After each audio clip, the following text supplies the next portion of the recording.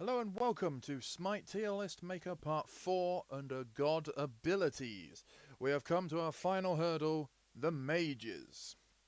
Now, the Mages are probably they are the class with the most gods, but I also say they are the class with the most unbalanced gods, but we'll get to that shortly. Now, as we mentioned in Part 1, and we've looked at piece by piece regarding the few of the things in the game that I don't really like or think needs to be looked at. And they were heal based abilities, lifesteal based abilities, crowd control based abilities, and multiple skill based abilities. Now, of course, I did mention throughout all of this, sometimes those overlap onto one another, and some gods have it, some gods don't. But I think Mage is the only area in the game where every single one of these is an issue multiple times. For me, the role of the mage is they are the magical version of the big damage doer. They play mid lane, and they can play in various other lanes. Do damage with a lot of assortments of different abilities, and be one probably the top damage of the lobby aside from the assassin. So, without further ado, let's go into this. The tier list hasn't changed. Still same old, same old. The rules that apply are the big nerf. They may be moved down to bottom tier of I want removed from the game. Spoiler, little bit. There are some mages I want removed from the game because currently only Cthulhu in my opinion, is a little bit too overpowered and needs to be removed. That's my own personal preference. But as far as it goes, there aren't any others, but here we go. And we'll get right to the end. The new god has come out, and we'll talk about that right at the end. But without further ado, let's go for the mages. And I have to click Guardians, because Hades was under Guardians for some reason. Right, there we have it. That is a bad looking tier list. So, without further ado, we'll start down the bottom. D tier or change class tier.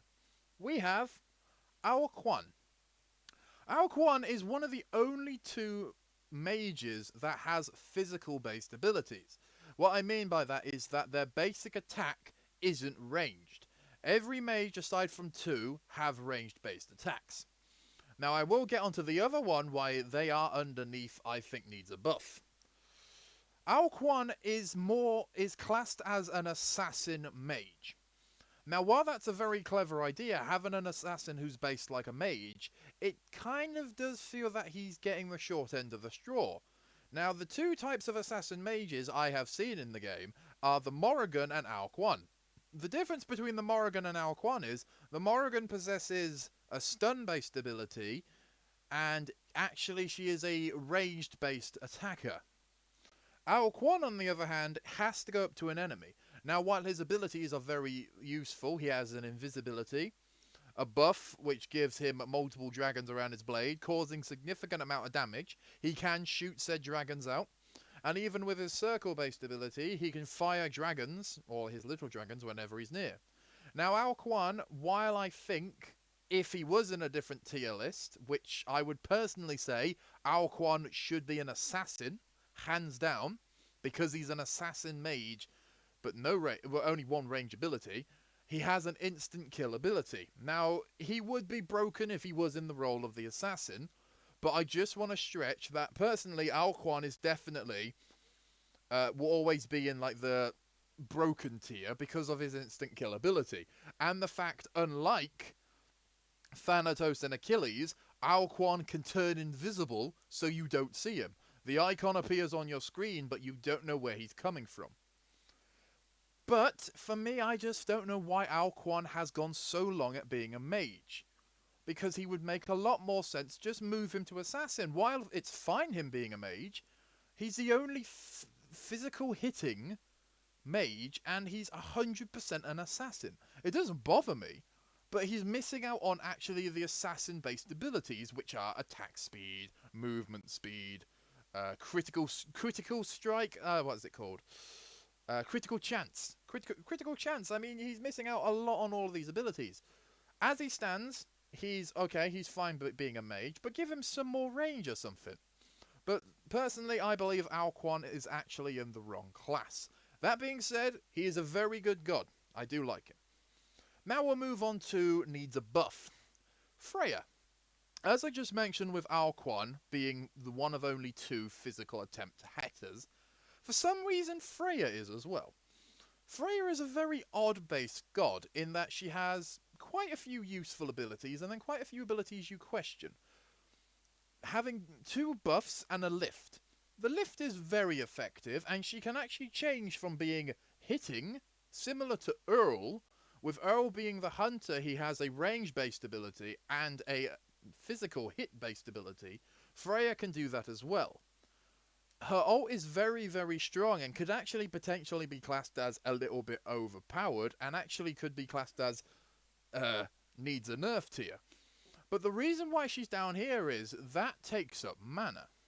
Now, of course, she actually has a lifesteal based ability. A lot of things about Freya would equal her to being up on a higher level. But I question why she has a basic attack. It seems to be more of a hindrance. In the role of mages on potentially the most common one is mid lane, it will be a ranged attacker versus a ranged attacker. While early game she is insanely weak, late game she's insanely strong, she doesn't seem to make sense. Why couldn't you just have her be a ranged based god? Unlike Alquan, where Alquan is an assassin, potentially, he's just 100% an assassin, Freya is a mage with a physical attack. Like one of my instances when I talked about Sylvanas being one of the only two ranged guardians, but he was a guardian. Freya, on the other hand, is a mage with physical based attacks. She's a mage. That's the point. She range. But for me, if she was to have potentially a big buff that you got rid of that ability and made a full range, I would definitely say she would be up on one of the top tier. But for me, it just seems very odd that all of her abilities are based around range. Well, most of them, near enough. Except for the only one that, except for her physical attack, I would suggest needs looking at. But as far as she goes, she's an insanely strong mage, very strong lifesteal, and that's the only reason she's down here. Heibo. Heibo is a very odd one. The amount of damage Heibo does is insane. But we're going to be comparing Heibo with an opposing god, that being Poseidon. Both of these two gods rely a lot on movement speed. Heibo has his carpet that he runs out, giving him increased movement speed. He has a shock cannon, potentially water splash, with a very short cooldown. And he has I'd say a water attack, which just shoots people up into the air. And his ult is a tsunami. He, in many eyes, looks like a very powerful god, but my argument with Heibo is his range of his attacks is very limited and short. His range-based attack, when you compare it to someone like Poseidon, who his circle-based attack, they both are circle-based, is a giant pool, which pulls people towards him and causes damage. The problem I have with Heibo is its very small radius. His square attack will potentially say is more of a hit. It's a hit, but it has to be close.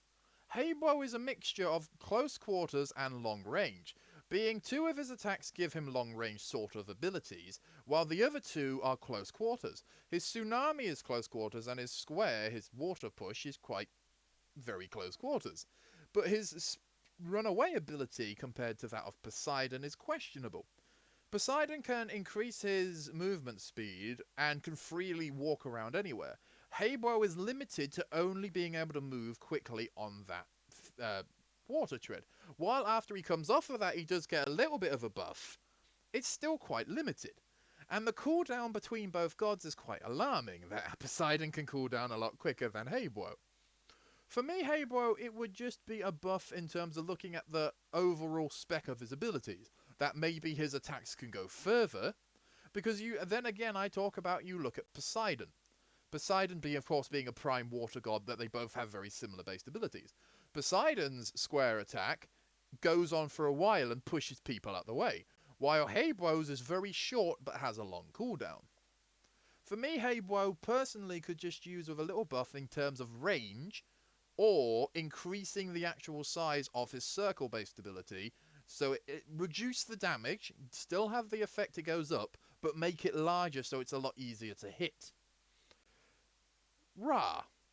Ra for me is probably one of the easiest gods for the mages to play. Not the easiest. I really do like Ra. He's a very clever god. My problem with Ra is that he is a very easy to avoid god. Ra is another god who can use movement speed very effectively. His passive, which you can talk about, after he uses all his abilities, increases movement speed. But the problem with Ra is his abilities in general. While he does have a heal, and something which is why I hate, Ra is, in my opinion, probably the best god for a heal, because it's not that much of a heal. It's a circle he can put down, which, if people stand in it, they get healed. It's a small little radius, but it also means that once you see that on the enemy team, you know he's healing, so you try and push him. Rather than a massive area, or better yet, just shooting somebody with a heal, like Quan Yu, for example, you know that that's what he's doing, you can potentially go for him. The only other problems you see with Ra is his solar flare based attack, or solar flash, is more of a blinding effect than it is a damage doer, and then he has two line based abilities, which are in turn insanely easy to move out of the way. His square based ability is a solar line, which can decimate a crowd of minions, but you can ever so slightly move to the left and dodge it. And his ult, while being insanely damaging, compared to that of Kukragan, the other starter god, is quite dull and not very effective. Ra seems to be the god that you can actually just move out of the way of, free of his abilities. He has no grab, he has no stun, he has no tick damage over time. He's just a god that his sole purpose is bang, cause damage big time. But you can move out the way. It's not very hard to. And personally, I think Ra is quite basic on his abilities, that he doesn't actually give that much. It's all one hit. If you miss, you're stuffed. The amount of times I've seen starters in a new game of Smite with Ra and they miss hundreds of times. And it's quite sad when you see a Ra, misses by 5 miles. So, those are my buffs, and now we're going to quickly move up and talk briefly about the all good here. Arpwash is a very odd one. He is very close to being up higher. Arpwash is based a lot on poison damage and combinations. Arpwash has a square ability where he throws his dead at people, and then he has a circle which throws a poisoned undead person. Undead corpse, we should say. Throws it at people. When he triggers it with his X ability or his detonate, can cause a substantial amount of damage. Aside from that, his triangle ability or his ult is a very, very cool ability. Call the Dead. Sends out hundreds of his undead creatures in a small box, which can cause tick damage. While you can move out of the way of them, and while Arpwash is an insanely strong god, he has to have the combination work. His basic attack is very limited and not that damaging, and he is really a main mage based on his abilities. Now, of course, from this, the only other thing that Arpwash you can mention is he can pick up his own corpses and heal from them. While that is a very annoying ability, you can destroy them. The corpses on the ground can be destroyed, which is something that a lot of other gods in the game can get away with, where they put something on the ground and you can't actually destroy it, yet it can heal them. Similar to that of a Muzenkab, with his beehives, when he stood in the vicinity of them, he can heal himself, but you can destroy them. But Arpwash, yet again, is one of the ones that his triangle-based ability would be, or his ult, sorry, would be more used as a panic solution, or if you're in a big combat. Then again, it is quite easy to move out of the way of. It doesn't stun you, it can slow you down, but it's actually not that damaging. A lot of the times you tend to see him when an assassin comes in from a jungle, or if somebody completely random appears, he'll drop his ult just to try and run away. Baba Yaga is, in my opinion, the last good balanced god they released. And I have to say, she is actually a very good god. Having the ability, or the passive ability, to take a bottle of your potion and put it in your inventory was a brilliant idea. I have to say so. That was a very clever idea, and I do like the effect. Her line-based ability can switch between I think two or three different variants, and they're both damaging and they both have their own effects. Her Cauldron Runaway ability is very effective and actually quite damaging, giving her a quick boost of speed. And her House transformation, although annoying to fight against, is actually not that strong when you think about it. While fighting her in a one-on-one lane combat, she is quite hard to fight against. When she goes into her house form, or when she brings her house, uh, she does get a lot of increased health and pretty much hard to kill. And her attack is very damaging. The difference is her attack can't increase in movement speed, which means is you can actually outrun her ability. So in a game of, say, example, Clash, she uses her ult and she throws her attacks at you. It's actually quite easy just to turn around and run away, and then her ability wears out. All of these abilities combined, a decent runaway, a decent line, a throwable potion, and her ult, actually makes a very, very well balanced mage. It's quite surprising. While her ult could be considered very broken, she can still die in her ult. Even if she uses her house, if all the people gather around her, she's still in trouble. Which is why, in many ways, I'd say Baba Yaga the best last released god, who, in my opinion, is just very well balanced. Janus is an odd one. Janus is the one I love to hate. I can't play Janus to save my life. But let's go into it. Janus is a god that's sole-based purpose is movement, speed, and teleportation. His square ability can open up a portal on the floor, which can potentially drop you, minions, or himself through.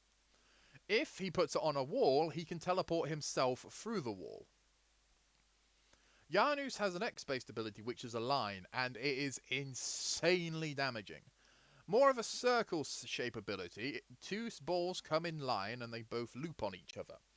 That causes an insanely large amount of damage. Unlike Ra, for example, who has a line-based ability, Janus's causes significant more damage and is actually more fun to use. Which is why Ra's in the the buff, and why he's in the alright area. Janus's circle ability is a movement speed increase, a line, which when he passes, or a movement speed decrease when the enemy passes. And Janus's ult is pretty much a Kamehameha wave filled with portals. And it is a very, very effective ability. Being able to shoot his portals across the map and they follow all the way down the map, his attack. While it causes significant damage, whatever wall it hits creates a new portal which himself and the team can go through. The reason why I don't consider Janus to be broken is that his overall only attack is his X attack, or his line attack. While his portals are very significant in helping him get himself across the map, they're quite easy to dodge. You can see him put the portal down and it's very easy to walk out the way. The only real attack he's got is his X. The reason why Janus is very well balanced is because in a game of Conquest, which is the highest rated game in like ranked Conquest is the highest, he would be insanely useful. Being able to pass through walls in a dire need and being able to launch your portals across the map, helping yourself just walk through walls every time, he is an insanely good god for that reason. But see, that's why he's a very good god. Poseidon is I'd say one of the most simplistic yet very fun to use. As I've mentioned him when I compared him with Habwo, his line-based attack is used to push people away. His X ability is used to give him a movement speed increase. I believe attack speed increase. I need to double check. And increases his basic attack from 1 line to 3 lines for a short period of time. His circle is very effective, pulling enemies towards him, or pulling enemies towards the circle, causing tick damage over time. And his ult, Release the Kraken, is an insanely cool ability to use, and very fun to fight against. Now while you could compare him to somebody like Zeus, you can see the differences. That Poseidon actually relies on his movement speed ability, and while his square ability of pushing people away is quite damaging and effective, it yet again comes to the strand that it's quite easy to dodge. That's really a lot of the thing with mages, that their whole purpose is to use their abilities. Now, the reason why Poseidon isn't insanely broken is because his ult is his highest damage based ability. In that Release the Kraken is the worst thing you could go up against. However, once he's used it, he's in a little bit of a bother. I'm going to leave the Morrigan till last, for now. Though is probably one of the best mages who his entire existence rests on one ability. Tho has a wall which he can summon. When his basic attack passes through the wall, it increases in damage, which flows through every single one of his abilities. His square ability summons up his floating balls around him, which I am not too sure what they're called. When he fires them normally, it causes quite a significant damage. However, when he fires them through his wall, increases the range and increases the actual overall damage. His dash, when used normally, is a little line attack, and then he shoots his finger pistol at someone. However, when it passes through the wall, increases the distance and increases the damage. Tho's ultimate is shooting a giant triangle potentially at somebody. However, the longer you keep the ability going, the more damage it does. And yet again, when you shoot it through the the wall, it causes more damage. Tho is a well-balanced god because he is a god that is solely based on that wall if he wants to get the maximum damage. While ignoring the fact of the wall, he can still do significant damage. Though, aside from that, when you look at him, he is actually a god who has 3 abilities for damage, but one sort of half, because it's more of a runaway, and one that doesn't actually do much, except from aid him. Now, of course, while his allies can shoot through the wall, it doesn't work the same for the abilities. For me, Tho is probably a brilliant example of a god who has all of his abilities working very well together. Zhonghui. Zhonghui is my favourite mage in the game. And while he is one of the mages in the game who is broken because he has lifesteal, not to the degree of Sub. Now I'll go over that. Zhonghui is a prime example of another god who has abilities that work well together. His square ability, he throws his piece of paper or his spell sheet on someone. While causing tick damage to the enemy god it hits, tick, tick, tick, it slows them down. His X ability is more of a shout, which he can use to grab hold of the potential spirit of the person who's affected by the tick. That then comes back into him, which then, of course, builds his sack of souls. I keep saying souls. Spirits. But if he does that, gives him lifesteal. His circle ability is an actual circle where he whips his brush around, stunning anyone in the vicinity. And his ult is very significant in that he can shoot all of the spirits out of his bag and hit any enemy around him. Now, while you would say, and I would say, that is a very powerful set of abilities, it's kind of not. In a 1v1 situation, his ult is actually pretty useless. His ult is mainly used in terms of, say, like in a game of Clash or a game of Arena. If there's more people around him, he will do more damage to them. But, then again, it's not really that effective in a 1v1 situation. You wouldn't waste your ult on somebody, unless they're very low health, he wouldn't waste his ult on one person. His stun, while being very effective, he seems to be more of a tankier god than that of a normal mage. While his abilities do work very well, and while his lifesteal isn't actually that strong, because it only one hit from one god with your note only gives you equivalent to 1 bit of lifesteal. So it's not a continuous flow, unless of course you build lifesteal, which we're not here to talk about. There are some gods who we will mention about building lifesteal, But Zonquay is not one of them because it's only his tick damage that would potentially give him a lot of lifesteal. But that being said, that's Zonquay. Now, the Morrigan. The Morrigan is here because she's quite a hard one to digest. Being the hardest god in the game to play, according to the Smite official listings, being the only very hard god to play. I have to say, I've tried to play it myself and she's pretty damn impossible.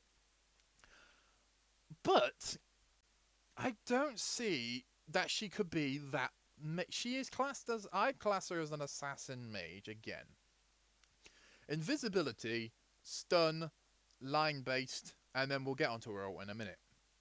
The reason why I would class her as an assassin is because she plays like an assassin. Turns herself invisible and sends a clone out. Gets ready with a stun, knocks somebody with a stun, and then shoots them. All flows beautifully in the role of an assassin. Of course, her being range is quite helpful. What doesn't work well as her being an assassin is her ult. Her ult is probably one of the strongest in the game. She can turn into any other god in the entire game and take over their abilities and take their buff if they have one. Now, while that is an insanely overpowered ability and insanely cool, it doesn't really fit in with the rest of the Morrigan. Her being stealth, stun, damage, line, more of an assassin role to then becoming someone else. So in many ways you can imagine it her then teleporting into somebody like Cthulhu. It doesn't. She would pick probably the strongest god on the enemy team, but it doesn't seem to flow well. However, that being said, her abilities are very, very strong. But it's just, for me, the Morrigan, it's very odd that a lot of her abilities work well, and then her ult just doesn't fit in. But she is a very well played god, and I do like to see Morrigan. The only problem is you don't see her as played a mage. In a game of Conquest, I don't tend to see her that often. Is that because she's not particularly a good mage to fight against? No, it's actually because, yet again, it's what high res actually say. She is one of the hardest mages to play. And mage is my third favourite role. I've got lots of mages to God Mastery. Doesn't mean I'm any good with them. But the Morrigan is one of the hardest just because, I mean, Alquan, for example, I've got to God Mastery 7. I love playing Alquan as a mate, and as an assassin, I play him in the role of jungle. The Morrigan, though, I can't play in the role of jungle because she is very difficult to try and get her abilities to work on time. That being said, I don't consider her broken by any stretch, but also don't consider her to be fully fixed. I couldn't say she needs a buff because she doesn't. I couldn't say she needs to be switched roles because her ult doesn't make sense as an assassin. So I have to leave her where she is, that she's all good here, but I'm a little bit concerned that some of her abilities don't add up. That being said, done. Now then, needs a nerf. Now a lot of these gods on here I just want to talk about. Some of them I don't, but we'll get to them. Let's start off strong right after my drink. So let's mute this mic and I can drink. Where's the...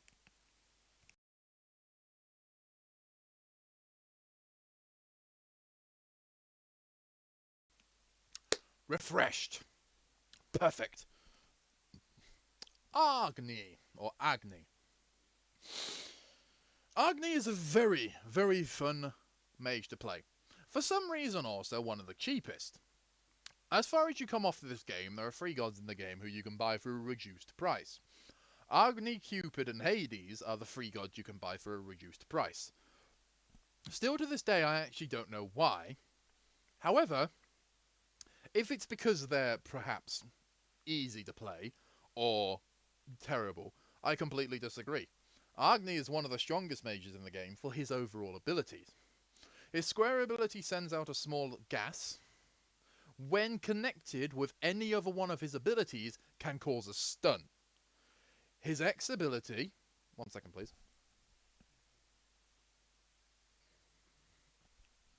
Sorry about that. His X ability, when connected with his gas, causes quite significant damage. His X ability being a fire line, which he sends out. His circle ability is his dash, which leaves a trail of fire after he dashes. This is another one that is a prime example of damaging, because when he runs through it again, causes a stun. The reason why Agni's up here is because of his ult. His ult is the shortest cooldown on any ult that causes damage. And it's Magic Burst, or fire a meteor down from space. Agni's passive is every second goes by, he gets 3 halos of meteors above his head. Every time he fires one, it comes down and can cause significant damage, causing burning damage as well. Now, Agni, the reason why he is just so powerful is if he times that well with your stun them, and keep hitting them with fireballs. But, does that make him broken? No. Why, he's coming down here. Now, I'll explain why a little bit. Agni is a very useful god, but it's all based on his ult. He needs to manage his ult very well, which is actually why he's considered a hard god to play. You have to manage the cooldown on his abilities. And I will mention, Square is very useful. His dash, very useful. His ult is overpowered. I have to say with Agni, his X just seems not to fit in. Because it's a line-based ability that is insanely short. And if fighting an enemy god is not that effective, as you wouldn't go to use it. You tend to see people use the dash and the triangle, his ult, more to cause the stun damage. His X just doesn't seem to fit in.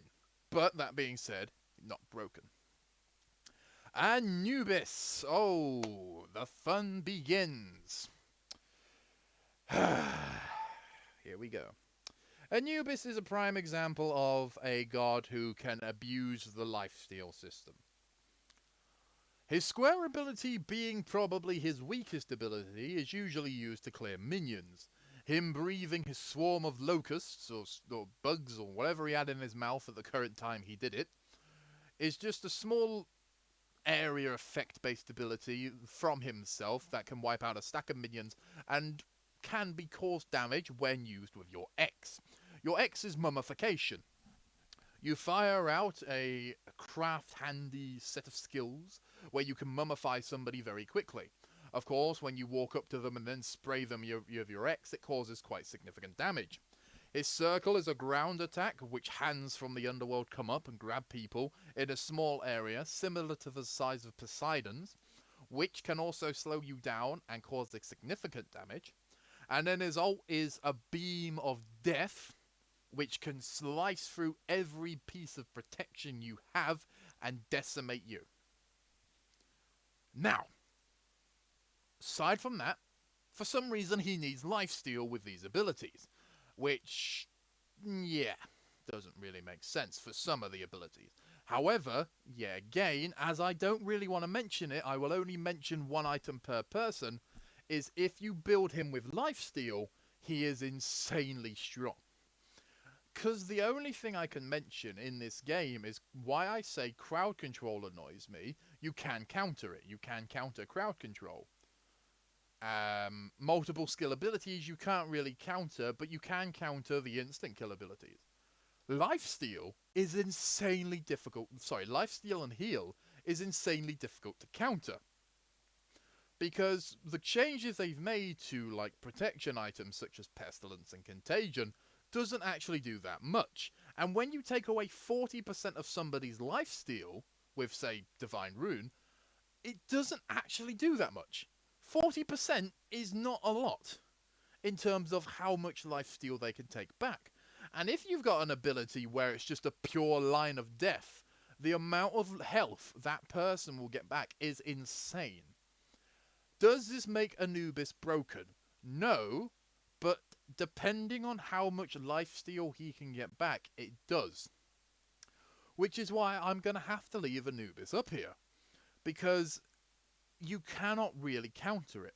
While saying that, he has to hit his mummification if he wants to kill you. Because trying to use his triangle, you can still move out of the way. Or sorry, trying to hit his ult, you can still move out of the way.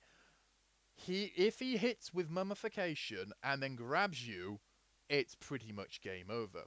Anubis will stay up here. Samedi is my second favourite mage. Come on, how can you not like Baron Samedi? As much as I love him, I do have to say he's a tad bit over the top. Samedi has probably one of the best abilities in the game. A free bottle of alcohol if you're on his team. He gives his entire team a potion that, if drunk, gives 5 health and... I think it's 7 health and 5 mana? Something like that. Which is quite substantial because it's something you have that the enemy team don't. He has a good line-based ability which can be changed direction, pretty much used to just kill a stack of minions. A lifesteal-based ability which helps him and his allies, not just himself. If he hits it with a circle-based ability, bang, gives you your health back and your allies, which is a very nice thing. He throws a snake at somebody. He just rips his snake off his stick and throws it at someone. If it hits them, it causes tick damage, but actually stops them in place. And Samedi's ult is a crowd control nightmare. Now, why I'm going to mention this is because Samedi's ult is one of the only few ults where if you potentially bought beads, they would run out before you could actually get out of it. Samedi opens up his coffin and starts bringing you towards him. The problem with Samedi's ult is it actually can last longer than beads can wear off. A lot of the time when you try and use beads to run away, it doesn't really help because you're getting pulled in and you're dead again. But once you get to the bottom of Samedi's ult, there's a stun. Now, most important, does this make Samedi broken? Unfortunately, yes. Having the actual effect that you can buy something that no one else can buy unless they have a Baron Samedi on their team seems to be very unfair. Now, while that isn't probably the worst thing he can do, his lifesteal upon healing him and your allies in a game of arena or clash can be quite annoying. His snake stopping you from running away, his line doesn't seem to be actually the most damaging, but it's just annoying. But his ult being able to pull you in before beads runs out is actually quite annoying. As much as I love you, Samedi, you're going to have to stay on this list. For me, with Anubis, it would be just reduce the lifesteal effect or increase the effect of counter lifesteal. Samedi, it would just be, could you make his ult less time?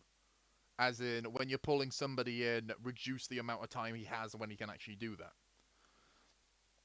Kronos. Now, Kronos. Why is Kronos up here?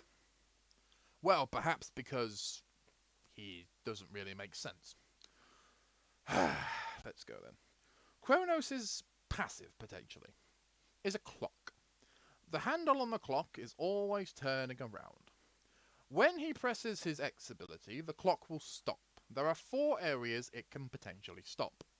The first area gives him a passive heal, which is nice if you're on your own, save you from buying potions, you can just heal yourself.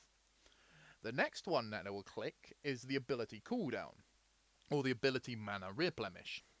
Should he use any ability when it's in that zone, after the time is up, he regains all of his mana back. When it lands in the next area, the next 2 areas, I can't remember which one precisely. One increases his ability damage and one increases his basic attack damage, but I can't remember the exact which ones do it because I don't play him very often. All of those alone are pretty nice, I have to say. It's pretty cool that he gets all of those abilities. What doesn't make sense is why he gets a movement speed increase when he uses them. Okay, doesn't make him the broken. That's just one ability. His square-based ability is just a little bit of a land. It just drop it down, causes a bit of damage.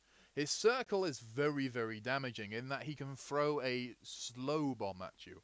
If it hits you, causes substantial damage and can actually freeze you in place. And then again, mash it with your buff and your square, and you cause significant damage. Aside from that saying, Kronos, with that being said, I would consider he's an alright god. The reason why Kronos is broken is because you press triangle and you're fine. Now what I mean by that is, Kronos' ult, he reverses time by 7 seconds.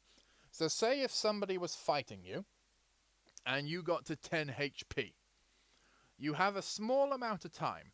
You press triangle, Kronos reverts everything he had back by 7 seconds, and it just launches you across the map. This is an ability similar to that of Khepri, where Khepri can just press triangle and resurrect somebody. Kronos can replenish his entire health span, and he's fine. Now, does this make Kronos broken? 100% yes. What can you do to stop it? It's the same with Khepri. Increase the cooldown on that ability, but also maybe look at his movement speed. I don't know particularly why Kronos needs movement speed, but alright. So 2 things you could do to look at. Now, Discordia.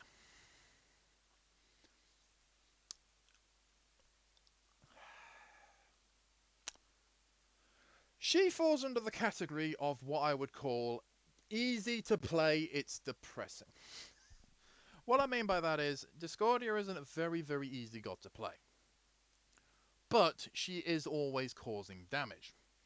Her square-based ability is a line which it shoots off, a star. When the star stops, it lands and splits off into multiple stars, hitting targets and ricocheting off walls. Her X ability, for some reason, is a... It's my apologies. No, it's a ground. It's a stop you from moving in the ground-based ability, and if you're near an ally and you both get hit by it, you start to both attack each other. Her circle is a dash and hide in an invisible space where you can sit there. You're fine. You're invisible, but everybody knows you're in that circle, so you're a little bit stuffed because it doesn't actually move. And then her ult is she launches a giant golden apple at you, which if it hits you, causes you to randomly spam in chat "I'm the greatest" and actually inverts your controller settings. Now, while these are very, very strong abilities, and she's a very strong god because of it, her passive, whoever's top damage gets an attack bonus. A lot of the time it's her. Yeah. But then you look at it and go, wait, that is insanely easy to play. There is no skill required with Discordia. It's look where the person's standing, hit the box, they can't move. Throw your line, it lands, shoots off every direction and quite difficult to dodge. Her ult, while it is quite hard to hit, inverts the player's control. Similar to that of like a Barcus, where it's just press triangle, boom, disorientating, can't really dodge it. The reason why Discordia is up here is because I think all of her abilities are very simplistic and not that difficult to get well. That being said, they're still very damaging. An ability where it locks you in place or even stuns you enough that you will attack another player is very annoying. And just her passive. For me, I don't know why the effect of stun and attack is a thing. For me, maybe just stun. Okay, you can still attack. Like, it locks you in place, you can still attack. That's fine. But don't have... You can pretty much get away with everything. Now, does that mean she's broken? Personally, no.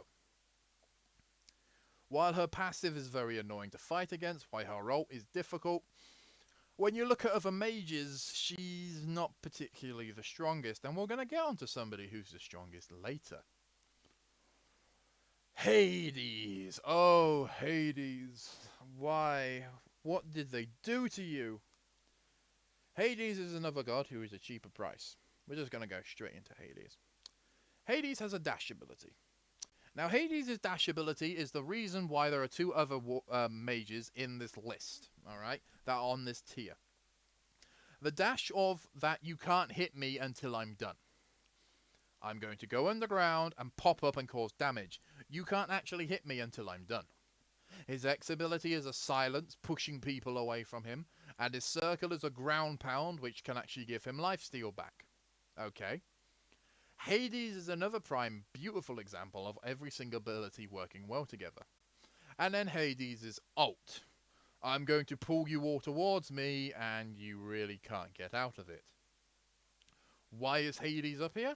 Because when you look at his abilities, they all work very well together, and they're insanely damaging. Okay? Stamp on the floor, phase you in the face, teleport towards you, bring you in, you die. Does that make Hades broken? Yes, because if you build lifesteal with him, he's pretty difficult. In that, the only way I haven't mentioned building throughout any of this tier list. And I'm going to bring into two effects, the cooldown item and a lifesteal item, just because mages seem to get the most benefit, aside from assassins, for these sort of abilities. Or, sorry, for these sort of items. Now, every single god under this list, if they have a cooldown ability, makes their ability so much stronger, because it's instant to use it. We're going to get onto some gods later about why their abilities are broken. But that being said, Hades is actually considered a very weak god. But when you look at his abilities, he's actually very strong. And of course, but that's the difference between Hades and Anubis. I personally would say Anubis is higher for his abilities, because not every single one of Hades' abilities cause lifesteal or give him lifesteal. Right. Does he deserve to stay up here? Yes. Because unless you have beads, you can't really run away. Even if you had beads, potentially, you still take damage. You can get out of it, but you'll still take damage. Now then, Isis. Isis is only up here for one reason, actually. Probably aside from Samedi, the only real reason she's up here. Yeah. Her silence ability is very nice, very effective. Her multiple hit ability, where she floats in the air firing discs at you, is a pretty good ability for a mage. And her circle stun ability, of course why she can do it very close to you, is still, all those three abilities seem to work very well. Her ult as well. Her ult is very fun. She drops down her septum, and when the timer runs out, it explodes, causing a large amount of damage, which I think is brilliant. My only problem with Isis is, why does it heal? If her allies are stood inside it, it gives them a massive amount of heal. For a god who has no abilities connecting to heal, and her ult is the only heal-based ability, why does she have it? For me, how to fix Isis, don't give her a heal-based ability, because she doesn't need it. The massive area for that ability, and if you're stood in it, you get health back. So if the enemy is stood in it, they take damage. If you're stood in it, it heals you. To the degree of how much it can actually heal you is quite alarming. Does that make her broken? No, but I do have to mention it is quite ridiculous. Nox. Nox is a hard one that I would say is the worst mage in the game for crowd control. She has a grab, which locks you in place and you can't move or do anything. Her dome-based ability silences you so you can't use any abilities, and if she grabs you in that place, can actually destroy all of your health. Her dodgeball-based ability is just shoot a giant ball at you, which is actually not that hard to move out of the way of. And her dash ability is very effective, dashing into other characters. The only reason why she's up here is because crowd control, I still needs to be looked at, or there needs to be more items that can be used against crowd control. Because Nox, as it stands, is one of the few gods in the game who can use crowd control very effectively and cause a massive amount of damage. Sure, stunning doesn't really cause that much damage unless you're Cabrakan. Sorry. But as it stands, Nox is insanely strong because of stun you inside my dome, kaboom, you're probably going to die. Does that make Nox broken? To a degree, yes, but to a degree, no. Because that's all Nox really has. While she does have a dash and while she does have a Pokeball-based ability, her silence and her dome seem to be the most important abilities. And if she misses the bird she throws at you, it's actually pretty difficult for her to do much to you. Ularun. Ularun is a odd one. Another god who is very weird. Ularan is based a lot on attack speed. His attack speed increase has two abilities. He can shoot faster with his basic attack and then fire down balls of light that can hit you.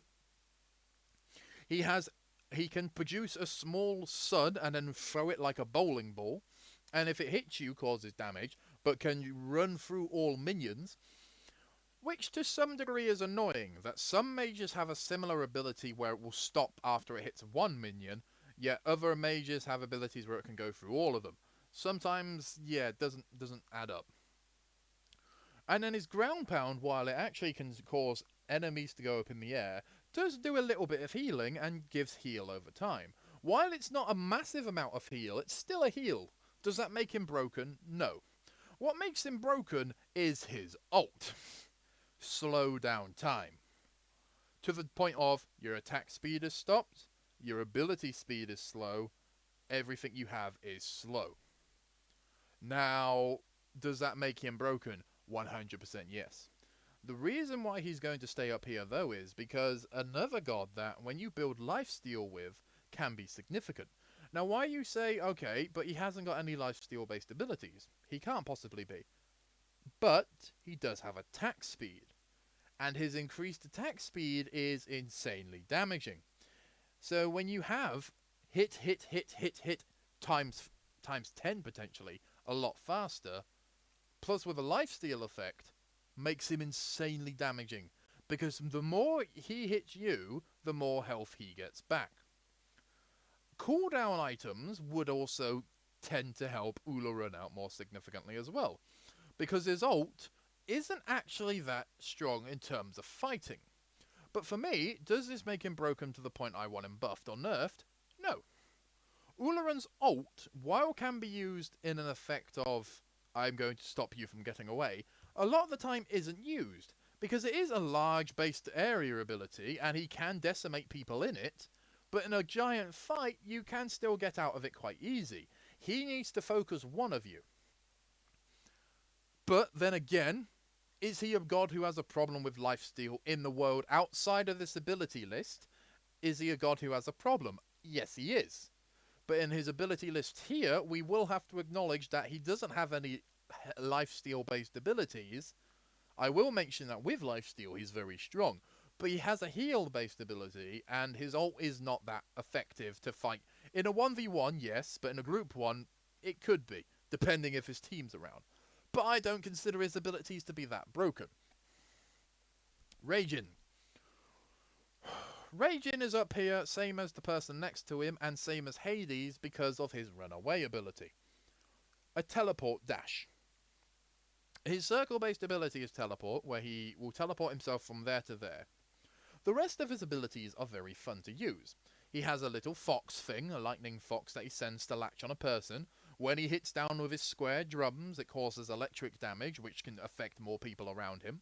His ult, when used with an ability, when bought with an item, which I can't mention so he won't, he bangs his drums, causing electric giant shockwaves to come towards you, causing damage. When built with a certain item, you start running towards him. Can't talk about that, so that's fine. Does it make him broken? No. It doesn't make Ragin broken. The problem is, why are some mages getting this ability where they can run away, but you can't hit them? Now, runaway abilities, for me, aren't a mage thing. They're a hunter thing. They're an assassin thing. They're a warrior thing. Not a mage thing. I don't know why more and more mages are getting the ability to run away. But to the degree of that. I mean, for example, Ragin is a teleport where he blinks and you don't see where he's going. Aside from he's facing a direction, he will teleport and then run away. But the person next to him in that list is a problem. Seller. Seller is probably one of the strongest mages in the game, who I think is one of the few who I think deserves a massive nerf. Not to the point of being broken, but to the point of that she's just so annoying to fight against. Seller has a grab-based ability, which, when it latches onto you, keeps you in place and causes some substantial amount of damage. The problem you have when you take on a seller of this degree is if it hits something that's near you first, it still grabs you as well. Her X-based ability is a massive amount of damage and really needs to be looked at. Aside from the fact that it's an area-based ability that she throws, when it fully builds up causes more damage, it still causes a massive amount of damage when it's being thrown in play.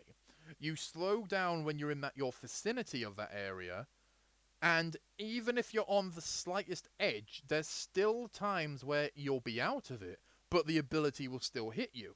Now, I've tested this before, and being out of it by a split second because you see the slow ability disappear, you're still hit by it. I think it's a hitbox detection problem that might need to be looked at. Her ult being insanely strong, that she summons up all of her dogs and launches a hit.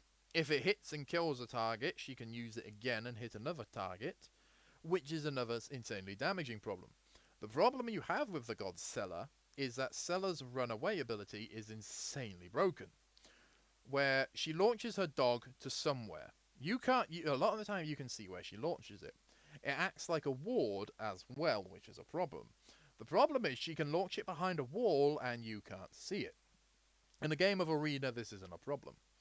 But the fact she can teleport underground and teleport to that and then just slowly walk away. One of the three gods in this game who have this problem, in that it's teleport, but then can quickly get away. Hades is always a straight line. When he goes underneath, you know where he's going to come up. Raging is a teleport, and it's not that far. However, Seller can go insanely far down the line, which is a massive problem. But when you look at the other abilities of the other gods, Hades is all worked in tandem that he's a close quarters combat god. Raging is a lightning based ability where he causes shock damage and his ult can be quite substantial. Seller just has damage, grab. She is insanely hard to fight against. And does that make her broken? Yes. Under this list currently, there's only ever one.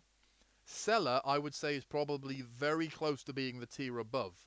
She needs to have a massive look at, and I would potentially, I'll pull her up at the end. Seller is one of the few gods, due to her ability, she has so much damage. But it's small amount of crowd control and zero lifesteal abilities. It's just she's insanely strong for what she can do. Yet again, Soul is only up here because she has one ability that makes her invincible. Soul has a square ability that if she's low health, she sits in it, it heals her, not a problem. She has an X ability that shoots out a ball of fire, and if it hits you, just explodes and causes more damage. Her ult shoots down fire bombs from the heavens, which is actually not that substantial or damaging. When you build her with lifesteal and attack speed, she's actually pretty damaging, but doesn't actually have that in her overall ability. The problem with Soul is when she uses her circle or her run away, when she slowly starts to turn off, she becomes invincible to basic attack. Which is something that needs to be looked at. Why gods become invincible. Invincible is a newer sort of thing that not every god in the game has. Gods having an invincible based ability is a ridiculous ability in my opinion. Why do they deserve this? Why do they get invincible? That's the amulet relic, where it's 150-second cooldown, and it's not like the beads. Beads doesn't protect you from death. Amulet, you're invulnerable to everything. But Soul is only invulnerable to basic attacks. She can still be hurt by magical attacks. But having this is annoying. But when you look at her, does it mean she's broken? No. Her other abilities aren't actually that damaging. Of course, when you build her, she's classed as one of the top tier or mid tier. Her abilities, though, only invincibility is really giving her issue. Vulcan. Vulcan is my third and final favourite mage. Vulcan himself is not broken. His square-based ability, he shoots his cannon at you, quite significant. He throws a hand grenade at you. If it hits you, makes you jump in the air. He launches a tactical nuclear strike upon you. He got a 5-kill streak and launches a lightning strike. which can cause damage if it hits you. Of course, knowing where to hit it is the problem. However, for some unknown reason, I don't know why, I couldn't actually get the picture. Vulcan doesn't need the nerf. Vulcan's turret needs the nerf. Being one of the only few mages to have a companion, Vulcan's turret tends to do the most damage. Vulcan's turret is quite durable and very annoying to fight against. When you're even in the smallest amount of vicinity, that turret will lock onto you and fire at you immediately. The turret can actually cause more damage than most of his abilities, and the continual amount of fire that it can shoot at you. Why Vulcan needs a turret is still surprising to me, or why gods in general need companions is surprising to me. But the amount of times he can call it out, and with, say, potentially a cooldown relic, it makes it a lot quicker to use and quicker to summon. But does that make Vulcan broken? As far as his abilities go, kind of, to the degree of no. 2 abilities are massive damage doing, 2 abilities are sort of. His square is more used of like shoot a cannon at a crowd of minions or run away. His ult is very hard to hit, depending on if you know where people are running. But his turret and his grenade are very damaging and very effective. But for those reasons, in my opinion, Vulcan isn't broken. It's just Vulcan's turret is broken.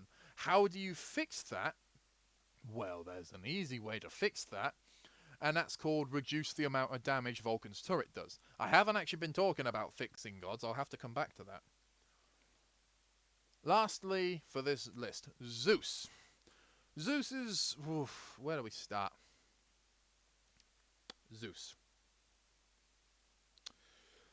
Zeus, hands down, for his abilities, has to be probably the most damaging mage in the entire game. All of his abilities are based on he hits you and then bang.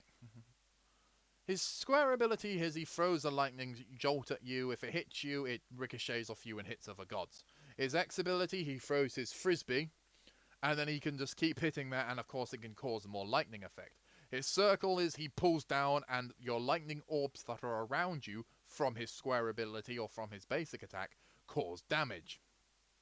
And then Zeus has Let the Heavens Rain, where he calls down a giant thunderstorm on a big area of the map and just causes massive amount of damage. Then he combos that with the circle. Does this make Zeus broken? Yes. Every time I've ever seen a tier list, Zeus is down the bottom because he doesn't have a runaway, he doesn't have any lifesteal, he doesn't have any crowd control, but Zeus doesn't need it. Zeus has massive amount of damage. Now, his basic attack runs perfectly in with his abilities. The amount of damage Zeus can produce, the amount of times we've seen a Zeus in a game of Joust, in a game of Assault, he can decimate an entire lobby. Just because on a one-on-one combat basis he's not strong, doesn't mean that he's not a strong god. In Conquest, on one-on-one, he's not actually that effective. But with a giant group of people in potentially a game of Clash, in a game of Joust, in a game of Arena, even in Siege, he can cause massive amount of damage. The best I've ever seen of Zeus is 39-0 with 100,000 damage. No, not 39-0, say 39-7. And he decimated our entire team. The only one person in the entire lobby of the game of Clash. And he massacred everything. Zeus is hands down probably the strongest mage for his damage. Of course, him not having lifesteal, not having heal, crowd control. Sure, but if he had those, he'd flippin' be top tier. But it's just the amount of damage he can give out. Does that make him broken? Yes. How much damage he can do is alarming. Right. Good. Before we get onto the top tier, I will quickly go back over the ones I didn't talk about on how to fix them. Hades, maybe don't let him have lifesteal, or maybe his ult longer cooldown or less damage is done. Also silence, don't let him have silence, because it does seem a little bit unfair. But also the main thing for Hades is look at the teleport. Similarly with Raging and Seller, look at how they teleport, alright? Vulcan, as I mentioned, reduces turret. Soul, not really much you can do with Soul. Maybe have her increase her movement speed and just get rid of the invulnerability because it's kind of annoying. Raging is his teleport. Ularan increase the cooldown of his ult. Nox, not really much you can do with Nox, it's just crowd control problem. Sella, reduce the amount of damage she can do, and Zeus, reduce the amount of damage they can do. Probably, in my opinion, two of the most damaging gods for their abilities. Of course, for this bracket. We haven't got up there yet. Right. That's that. Now, we're going to have a second drink, and then we're going to come back. 1 second.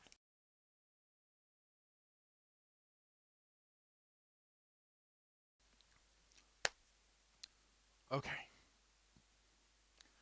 Top tier. Gods who I think are broken, that either need massive rework or I'll kick them out. Alright. We have Aphrodite.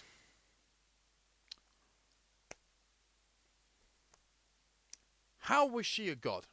How is Aphrodite a god? She makes zero sense. Aphrodite's sole purpose is to latch onto an ally god and heal them. Give them invulnerability. What? And give them mana. It doesn't make sense. Her whole purpose is she is potentially feeding another god and giving this god everything. She doesn't do squat. She just has to leech off of somebody and leech off of somebody, lich. And that's it. Okay. Okay, that doesn't make any sense, but alright. What can she do? Okay. Her basic, she will leech onto you. Okay. Yep, she's got you on a cord. She can give you mana. With her ability, she calls in a bunch of pigeons which peck people if they hit you, and heal herself and her ally. Her ult, quite annoying. I am now invincible, and my ally is invincible. Okay. Ground pound the floor with my ability, and my ally who's on the other end of this ground pounds around them as well. And I can still use my leech ability to stun you. Alright.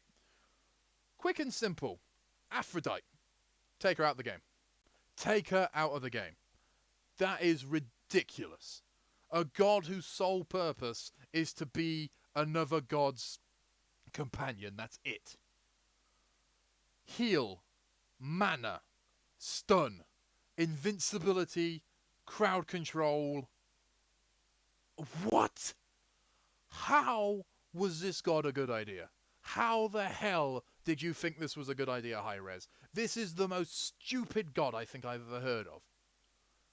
Not the most broken mage by any stretch, but there is no... Make her a guardian, for Christ's sake. Don't make her a bloody mage. Her whole purpose is to support her allies. Make her a bloody guardian, not a mage. It doesn't make sense as her being a mage. But even so, do I think that she could potentially be a guardian? To a degree, yes, she has a lot of characteristics that could be a guardian. But seeing as how she's been a mage all this time, it's not likely they're going to change it. So in my opinion, Aphrodite, kick her out the game because she makes no sense. While people would argue, oh yeah, she's the only bloody mage who can do it. She's the only god who can do it. No support can do that. Oh, and it's just the amount of heal that she can give, and being one of the only 3 mages with an invincibility-based ability, where she can not even be affected by magical abilities. That's how ridiculous it is. Right. Chang. Chang is another one where I moan like Aphrodite, where she is insanely broken. She has a slice ability, not that much damaging. Her ult is a stun, which is a little bit annoying because it's crowd control. And then we come to her 2 main problems. Her heal, where she can heal herself and heal allies around her, can actually cause damage to the enemy. Now, what? Spin around, heals all her allies. Of course, she's the mage. She can buy the Rod of Healing, which is a massive component for all of these healers. Buy the Rod of Healing, it increases your movement speed and overall health.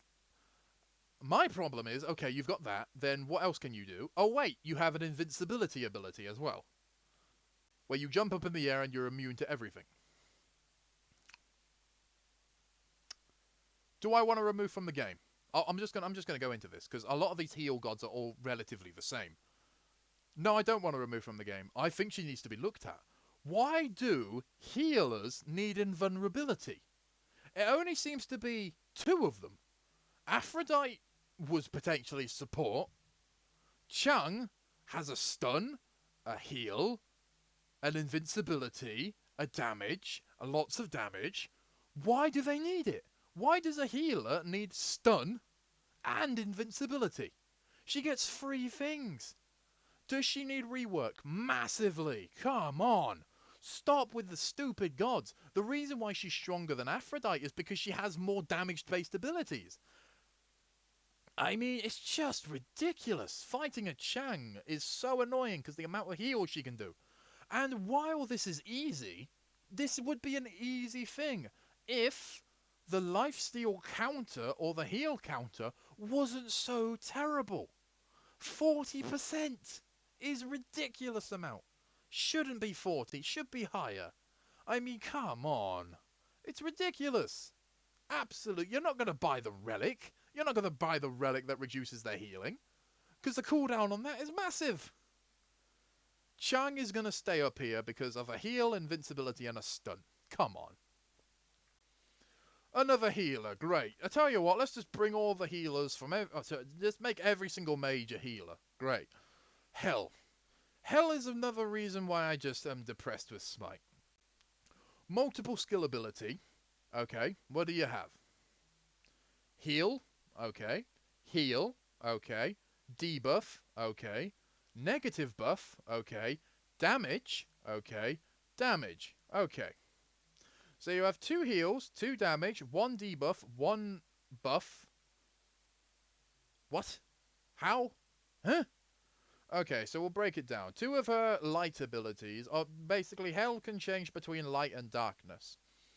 Her light side, she can heal you with 1 ability by throwing a ball at you. She can heal the ground underneath her feet, which causes more heal over time. And she has, if say you're stuck in a trap, she can break you out of that trap.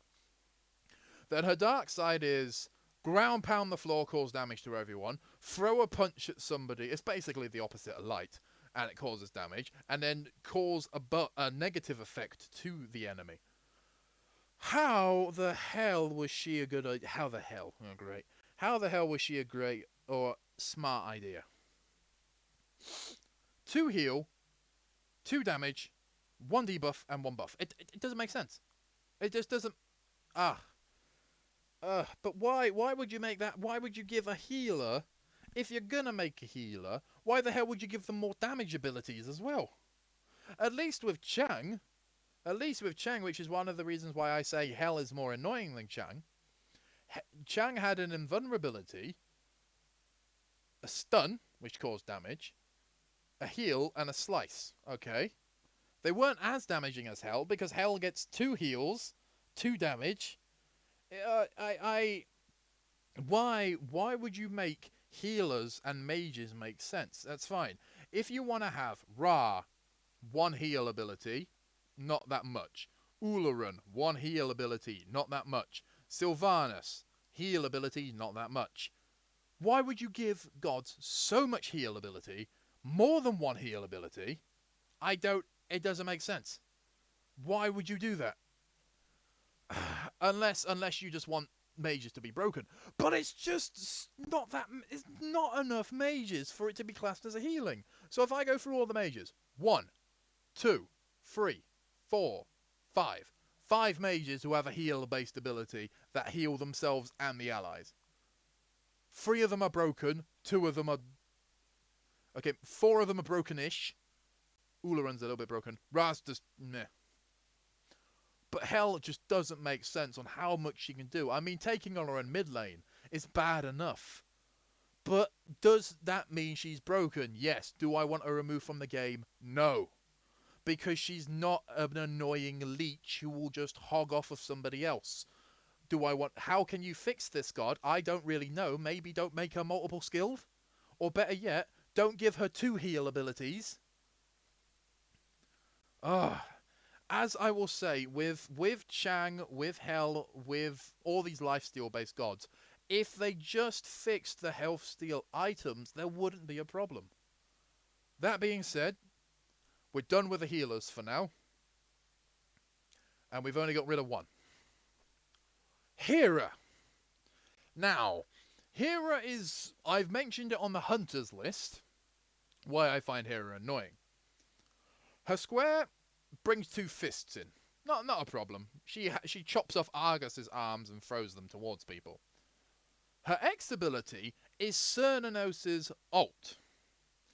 She uses her magic septum and throws it at the enemy, and it turns them into an animal or a buff that only around the map. That's pretty much Cernunnos's ult. Now, probably it doesn't do the same damage as Cernunnos's ult. Why the hell does the mage get to do that with one ability, why Cernunnos has to use his ult just to do that? And the reason I use these two as a prime example is because I've seen a Cernunnos take on a Hera, and Hera decimated him. But now the more to the point, why does a mage need a shield? Hera then uses magic shell to produce a shield for herself. So she has a turn you into an animal so you can't fight, summons 2 fists to punch you in the face, summons a shield so she's pretty much a lot harder to kill. You know what? What could be harder than that? I know what could be harder than that. I've got enough kills. We're going to play Titanfall now, and I'm going to drop a bloody mech on you. Argus is the dumbest idea for a companion I think I've ever seen. It's like, oh no, enemies are coming. Argus, go kill them. She drops a mech on you. Now, Argus, I will say, is ridiculous. He's faster than the average god who can chase you down. He can attack the tower. He can attack the phoenix. And he can attack the titan. Okay, that's stupid as well. The titan will target him rather than a player. Stupid. Alright. His cooldown is based on his ability running out rather than his health going down. Ridiculous. How can you fix Hera is quite easy. Reduce Argus. Argus is the main problem, and maybe reduce the amount of heal she gets. Shield she gets from her magic shell. Argus, for me, as an easy way to fix him, is instead of a timer running out, I think Argus' timer should be his health. That his health slowly starts to decrease, and when he runs out of health, he dies. That would make Argus a lot easier. That when he comes in, he's taking damage over time. Because currently, you can still have a full health Argus beating the tower up, or beating somebody up, and a lot of the time you see people, they don't really want to fight him, because he just causes negative effects, and he just punches you in the face, and he's quite damaging. The problem with Hera is that when it hits, or any of her abilities hit, she gets a cooldown on every single ability. Sorry, she gets a cooldown on Argus. Her main thing is Argus, so her passive is bring Argus quicker to the fight.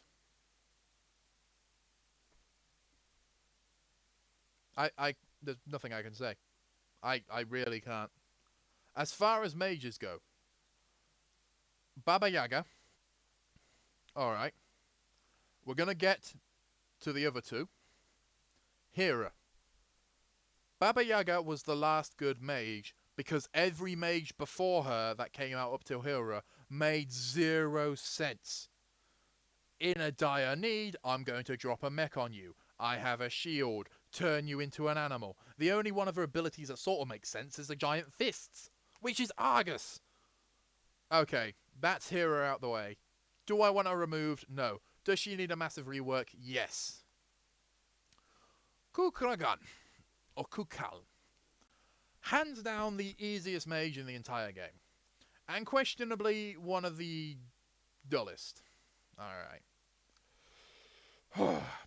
Square-based ability, she shoots or spits at you a small amount of wind, which, if it hits you, slows you down and causes a substantial amount of damage.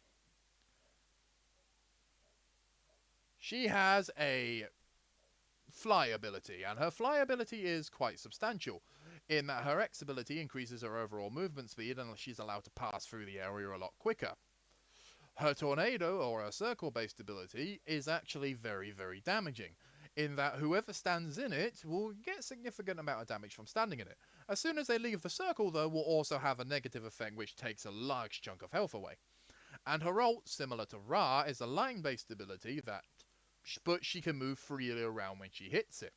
The reason why she's up here is because her damage is insanely strong with these abilities. Her tornado ability, similar to that of being a Poseidon, a Hades, where it pulls people in or that, as soon as you get out of it, it still causes damage. Poseidon's, once you get out of it, nothing happens. Hades, when you get out of his ult, nothing happens. Kukuragan, you still have the negative effect of a tornado, and it's how much damage it causes. So you have slow you down, massive damage. Tick damage, plus tornado, an ult which takes away half your health, and she has a movement speed. To be fair, she doesn't really make that much sense. The worst part is, she's a starter god.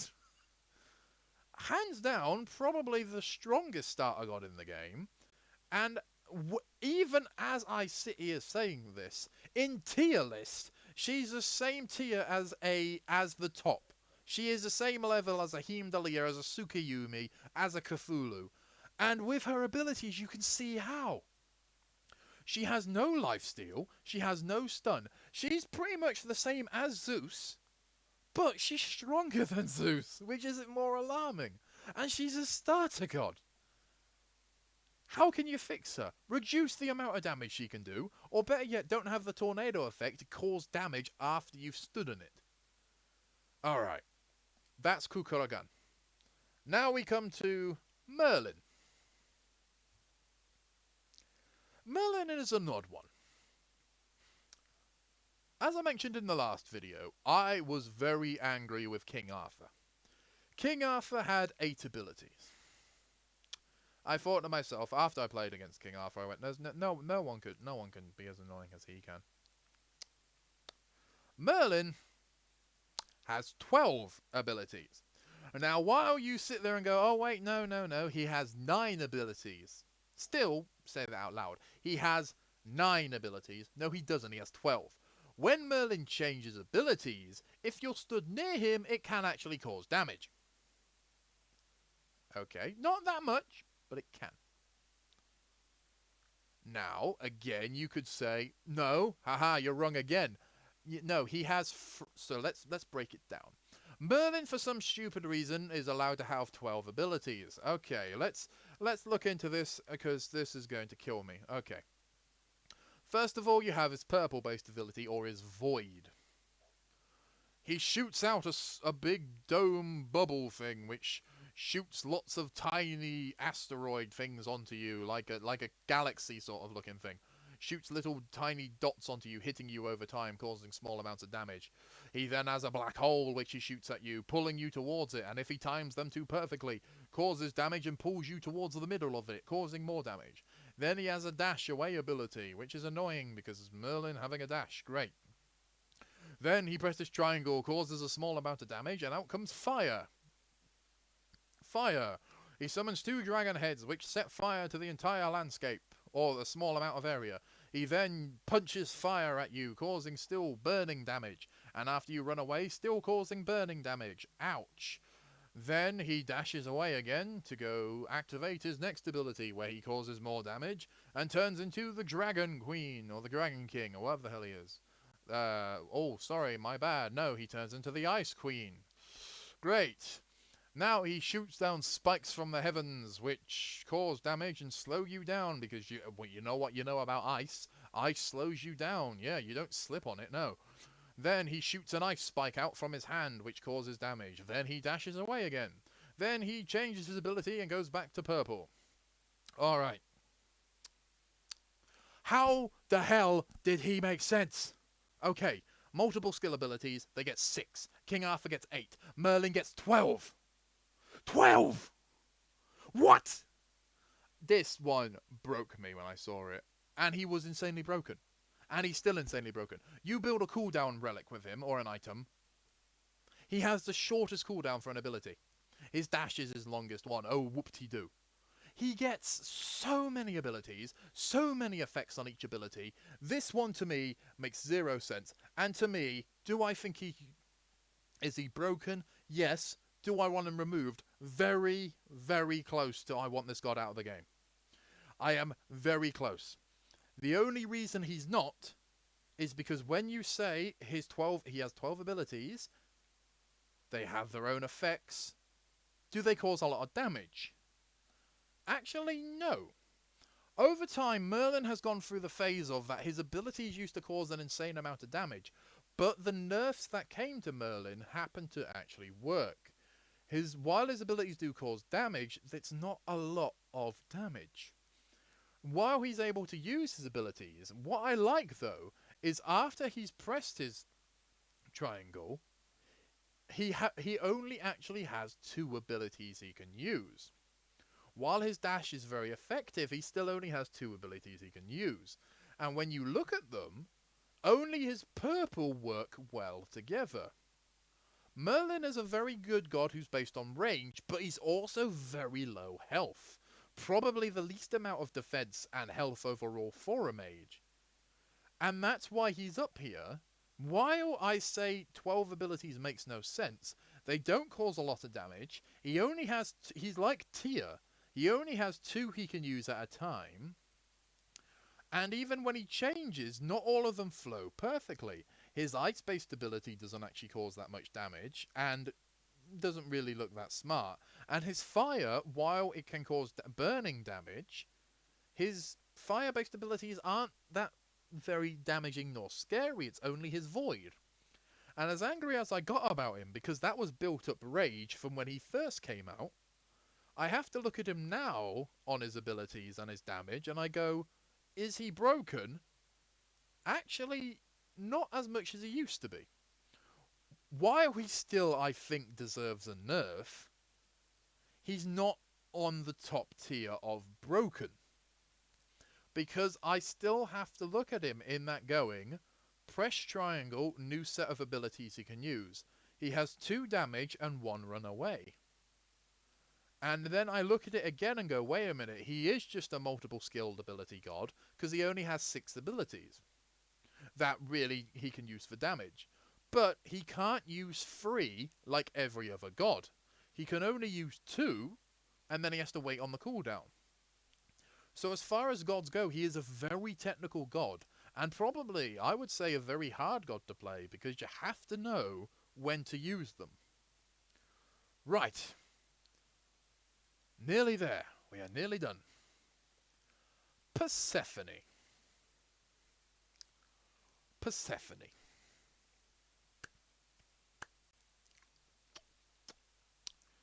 Where do we begin with Persephone? Let's probably start with the most basic. She plants flowers in the ground. She can use those flowers. She can command those flowers to go and attack other people or other players. Okay. She can jump with the flowers, and when she jumps over the flowers, they can run up and attack people. Yep. She has a lot of abilities which usually just sole purpose rely on the flowers. Her ult, she can fire a giant plant at you, which can encase you in a small area, and can cause tick damage. Of course, you can break out of it, which is advised. Yeah. Why is she broken then? Maybe because it's her passive, that when she dies in combat, she can come back alive and still kill you, in that she can create a ghost of herself for 5 seconds and still try and kill you. That could be the broken side to her. Or maybe you can't kill the plants, you can't destroy the plants in any way, and even when the plants are chasing after you, you can't attack them. Or maybe it's the fact that her plants are probably the strongest for ability-based attacks in the game. In that a full health potential Merlin got decimated by 3 plants that attacked all at once. Persephone's up here because her damage is insanely strong. She has a ridiculous, hands down probably the most ridiculous passive I think I've ever seen in this game, of return from the dead and attack people. Her cage is insanely annoying, and just her overall damage of her abilities. But what annoys me about Persephone more is she can heal off of her ability. She can eat the flowers she sows. Okay, why she's different from that of Arpwash? Arpwash has a very similar based ability where he throws down his corpses and can pick them up and eat them. However, Persephone, you can't destroy that. There is no way you can destroy Persephone's plants. She can put down hundreds of them, and you can't destroy them, which doesn't make sense. When the plants are fully formed, sure, not attacking them makes sense, but maybe attack the ones that she can use to heal herself. For me, Persephone just as a god just didn't really make that much sense when she came out, and still to this day she doesn't.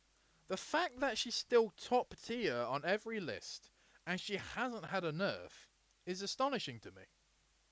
She can heal off her abilities. Her abilities cause 20 times that more damage of a normal mage. Her passive is come back from the dead, and she has a cage ability. Does that mean she's broken? Yes. How can you nerf her? Destroy the plants, reduce the damage, get rid of that stupid passive ability. Yeah.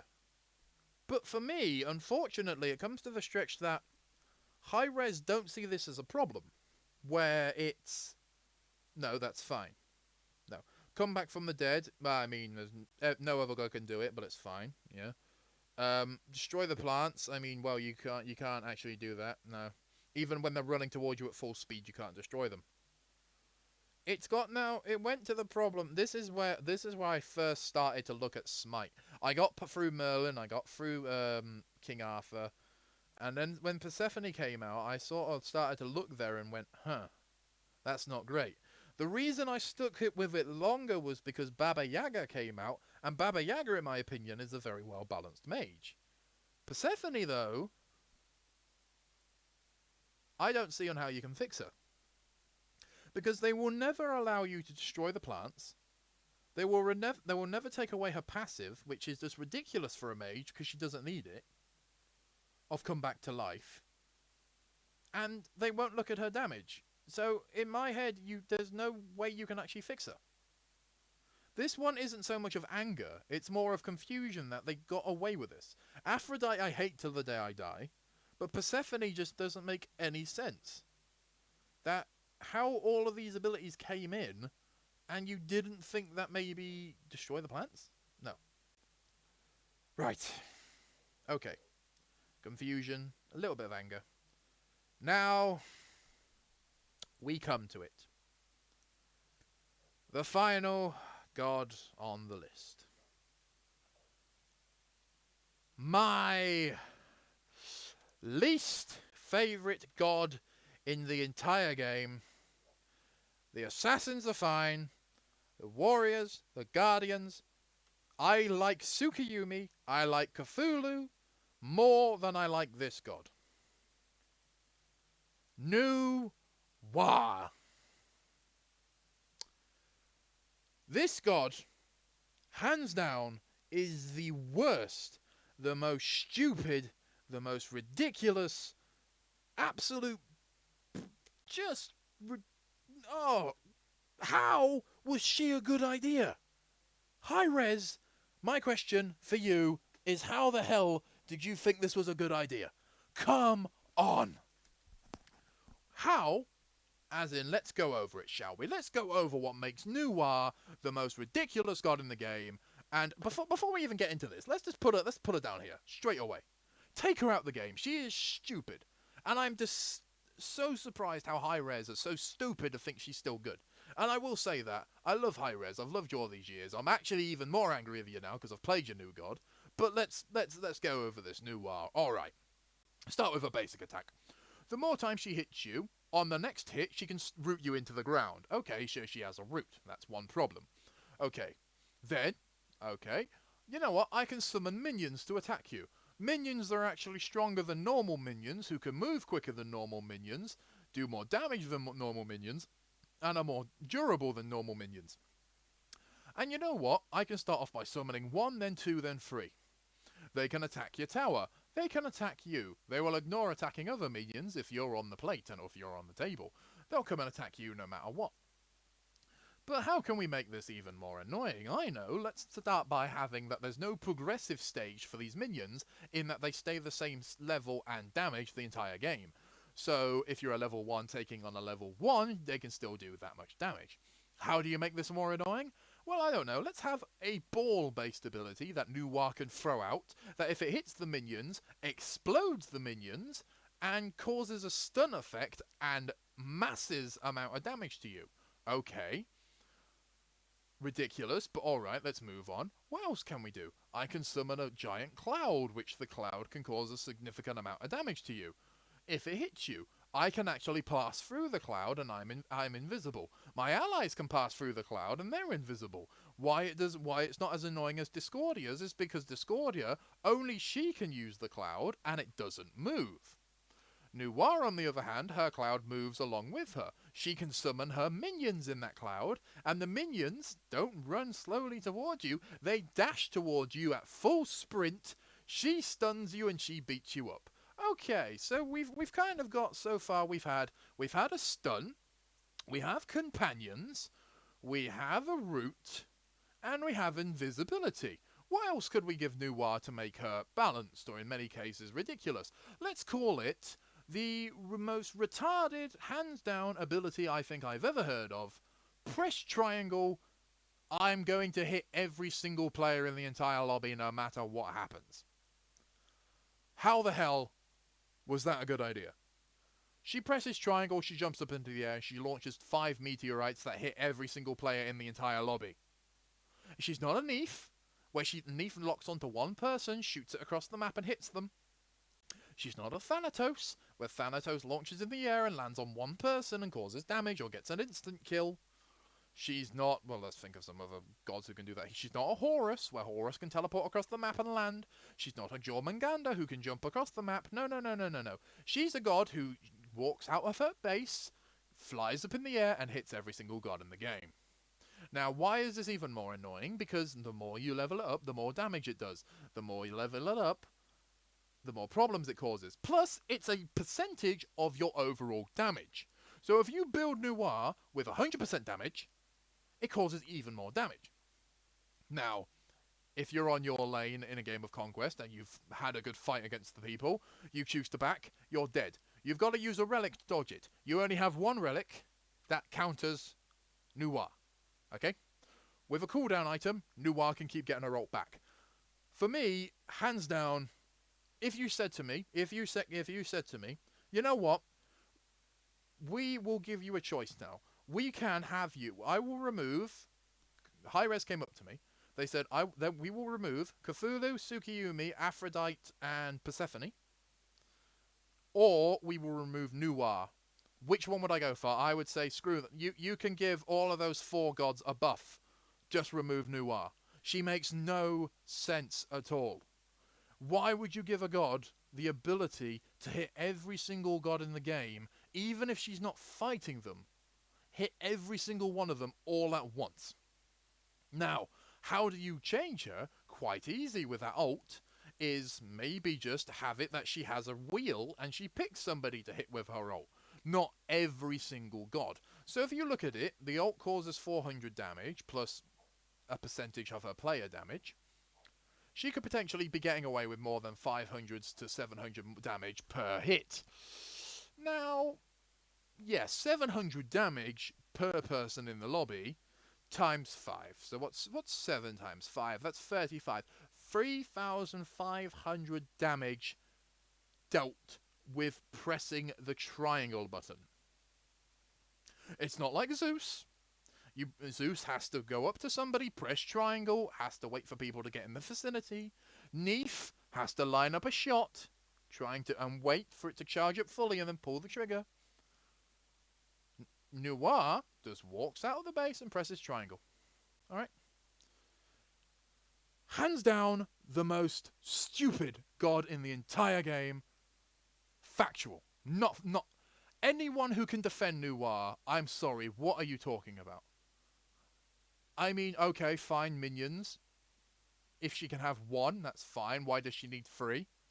She has a root, she has a stun, she has an invisibility, and then press triangle. I mean, you can you can defend the other three abilities all you like. That's fine. I won't argue with them.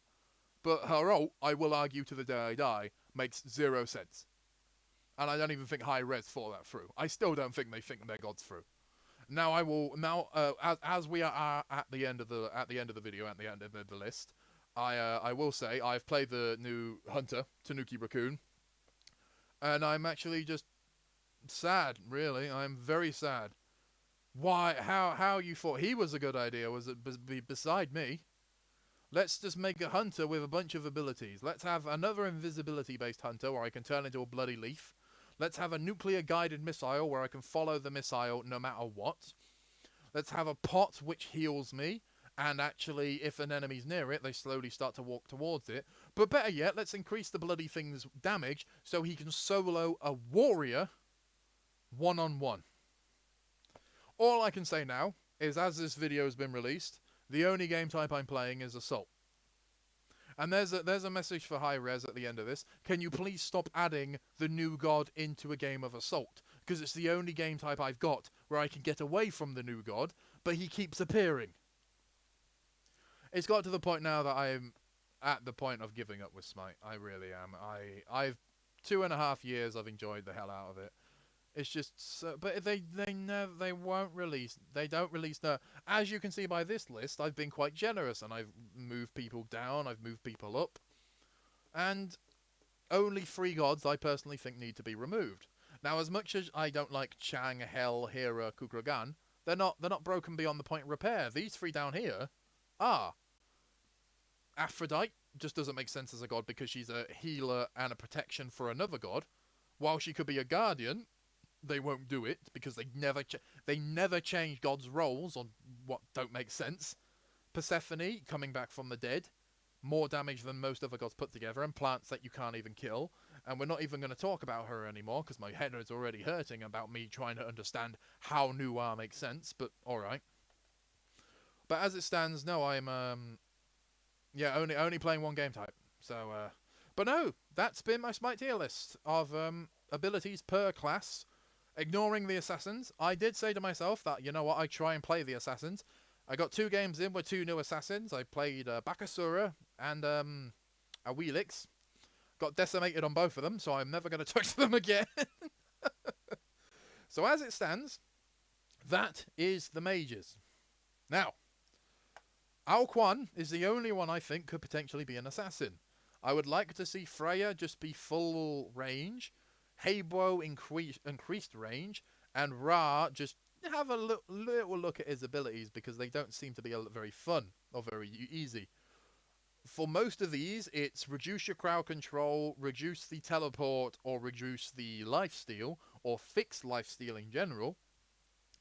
Heal, invulnerability, come on. Hera, why does she have a mech? Kukulkan, just pure damage. Kukulkan and Zeus is just pure damage. And we're not going to talk about those anymore. But no, thank you for watching. This has been part 4 and the final part on the Smite tier list maker. Abilities. As always, thank you Smite tier list for making a very good tier list. My only concern though is why is Hades under the Guardians rather than the Mages, which is fine. Thank you for watching, and if in the future I ever do come back to Smite, and I do eventually play Assassins, I might make a 4-minute video on Assassins, because currently I only play 5. Other than that, it's been fun, and yes, thank you for listening.